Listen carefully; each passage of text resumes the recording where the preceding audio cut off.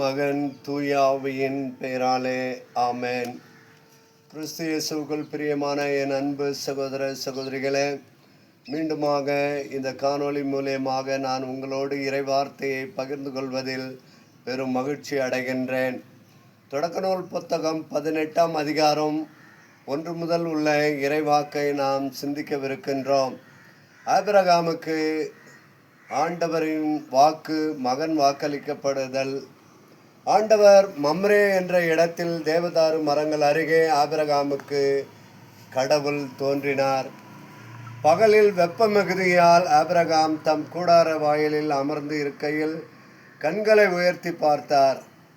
3 மனிதர்கள் தன் அருகில் நிற்பதைக் கண்டார். அவர்களை பார்த்தவுடன் ஆபிரகாம் கூடார வாயிலை விட்டு ஓடி சென்று அவர்களை வரவேற்றார். அவர்கள் முன் தரை மட்டும் தாழ்ந்து வணங்கி வரவேற்றார். அவர்களை நோக்கி, என் தலைவர்களே, உங்கள் கண்களில் எனக்கு அருள் கிடைத்தாதாயின் நீர் கொஞ்சம் தண்ணீர் கொண்டு வரட்டும். உங்கள் கால்களை கழுவிய பின் இம்மரத்தடியில் இளைப்பாருங்கள். புத்துணர்வு கொண்ட பின் பயணத்தை தொடருங்கள். சாராவை நோக்கி உணவு ஏற்பாடு செய்ய ஆபிரகாம் சொல்லுகின்றார். உன் மனைவி சாராள் எங்கே என்று அந்த 3 மனிதர்கள் அவரை கேட்கிறார்கள்.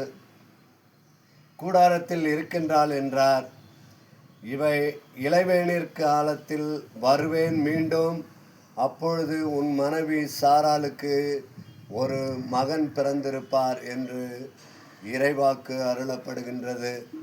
என் அன்பு சகோதர சகோதரிகளே, நம்முடைய முதுபெரும் தந்தையாகிய ஆபிரகாமை ஆண்டவர் இயேசு ஒரு உடன்படிக்கையின் மூலமாக அவரை தேர்ந்தெடுக்கின்றார். உன்னுடைய வழிமரபில், உன்னுடைய இரத்த வழிமரபில் இருந்து வருகின்ற மகன்தான் உனக்கு பின் இவ்வுலகை ஆட்சி செய்கின்றவராக இருப்பார் என்று சொல்லுகின்றார். அந்த 3 இறை மனிதர்கள் ஆபிரகாமுக்கு தோன்றி அங்கு உணவருந்தி அவரோடு சற்று இளைப்பாற்றி அடைந்து, உன்னுடைய மனைவி எங்கே என்று கேட்கின்ற பொழுது, அவர்கள் இறை ஆசிரை கொடுக்கின்ற பொழுது அவள் வீட்டில் இருக்கின்றார் என்று சொல்லுகின்றார் ஆபிரகாம். நாங்கள் 6 மாதத்திற்கு பிறகு மீண்டும் இங்கே வருகின்ற பொழுது உன்னுடைய மனைவி ஒரு மகனை பெற்றெடுப்பாள் என்று ஆசீர்வாதங்களால், இறை ஆசீர்வாதத்தை அவர்கள் வழங்கி செல்லுகின்றார்கள். என் அன்பு சகோதரனே சகோதரியே, இன்றைக்கு உங்களையும் என்னையும் பார்த்து ஆண்டவர் இயேசு, இதோ 6 மாதங்களுக்கு பிறகு நான் உங்களோடு கூட வருகின்ற பொழுது, உன்னோடு கூட வருகின்ற பொழுது உனக்கு இவையெல்லாம் நிகழும் என்று சொன்னால் அவற்றை நான் நம்பிக்கையோடு ஏற்றுக்கொள்கின்றோமா என்று சிந்திக்க வேண்டிய காலங்களில் இருக்கின்றோம்.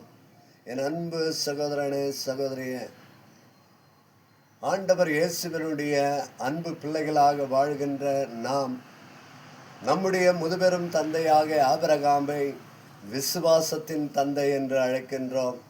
அந்த விசுவாசத்தின் தந்தை வயது முதிர்ந்த காலத்திலே தனக்கு எந்த ஒரு உறவும் இல்லையே என்று அவர் துன்பப்படுகின்ற பொழுது ஆண்டவர் அவருக்கு ஆசியை வழங்குகின்றார். வயது முதிர்ந்த காலத்திலும் உனக்கு நான் ஒரு மகனை கொடுப்பேன் என்று ஆசீர்வாதங்களை பொழிந்து உடன்படிக்கை செய்து கொள்ளுகின்றார். என் அன்பு சகோதரனே சகோதரியே, இன்றைக்கு ஆண்டவர் இயேசு நம் ஒவ்வொருவரையும் பார்த்து, நீங்கள் ஏன் கலங்குகிறீர்கள்? நீங்கள் ஏன் அஞ்சுகின்றீர்கள்? நீங்கள் ஏன் கவலைப்படுகின்றீர்கள்? நான் உங்களோடு கூட இருக்கிறேன். உங்களுக்கு ஆசீர்வாதங்களை கொடுப்பேன். உங்களோடு கூட ஒரு உடன்படிக்கையை நான் ஏற்படுத்திக் கொள்வேன் என்று கூறுகின்ற பொழுது விசுவாசத்தோடு நாம் அவற்றை ஏற்றுக்கொள்கின்றோமா என்பதை பற்றி நாம் சிந்திக்க வேண்டும். மீண்டுமாக இதனுடைய தொடர்ச்சியாக நான் அடுத்த வாரம் உங்களோடு கூட இந்த இறை வார்த்தையை பகிர்ந்து கொள்ள ஆசைப்படுகின்றேன். ஜெபிப்போமா?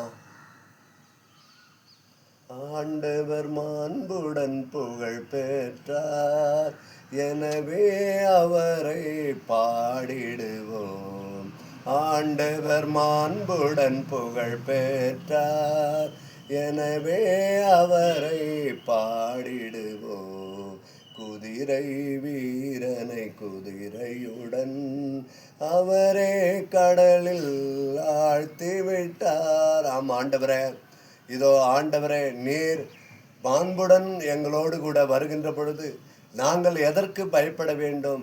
ஆண்டவர் மாண்புடன் வருகின்றார், நாம் எதற்கு அஞ்ச வேண்டும் என்று இதோ இந்த பாடலை நாங்கள் பாடியது போல, இந்த பாடலை நாங்கள் கேட்பது போல, எங்கள் ஆண்டவரே, எங்கள் அன்பு தெய்வமே, இயேசு சாமி, நீர் எங்களோடு கூட இருந்து எங்களை வழிநடத்துபவராக இருக்கின்றீரே, அதற்காக நாங்கள் உமக்கு நன்றி செலுத்துகிறோம்.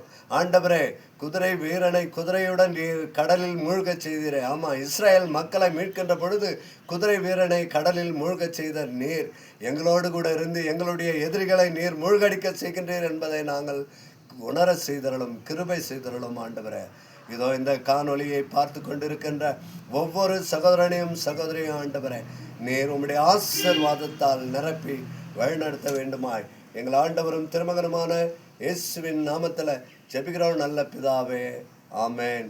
தந்தை, மகன், தூய ஆவி நம் ஒவ்வொருவரையும் நிறைவாக ஆசீர்வதிப்பாராக. ஆமேன். இயேசுவுக்கே புகழ், இயேசுவுக்கே நன்றி. மரியே வாழ்க.